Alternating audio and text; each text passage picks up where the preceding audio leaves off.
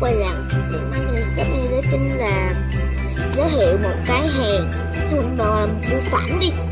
Mình đã mua ốc chưa cam mà đến chỗ shop luôn các bạn ạ, nhưng mà mình không có quay, mình hơi ngại xíu lại ở đó hơi bừa bộn như là hàng bạn nó mua á, hàng của các bạn á mua khá là nhiều ha, mà cái mình nó chu đáo luôn, rất thích luôn. Từ mình đã mua thứ hai rồi mà mình đã chơi rồi các bạn ạ, nên nó hơi bị dơ xíu. Ok, đây là slam đây. Slam thì nó hơi bị một xíu là mình như là mình trong người, đúng rất là trong. Như là mình trong là mình chơi á, đầu mình giờ nó còn người hữu nè thấy không? Mình có bỏ một ít cái bột gì ta?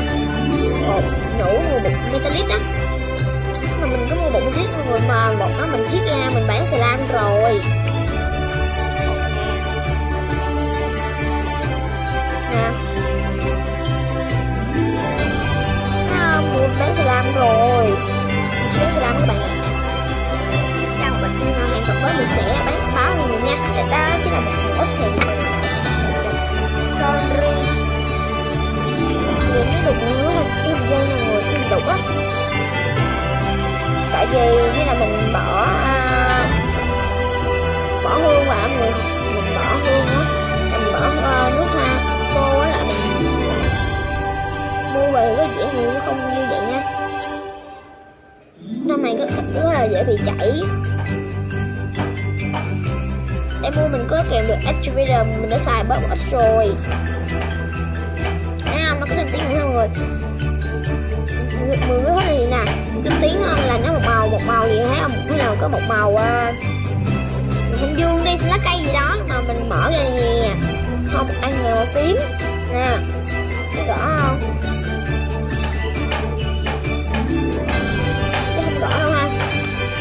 Trừ phía sau nó teo sao mọi người, nó còn nửa hũ à. Cái nắp hộp thì nó như là kim thân.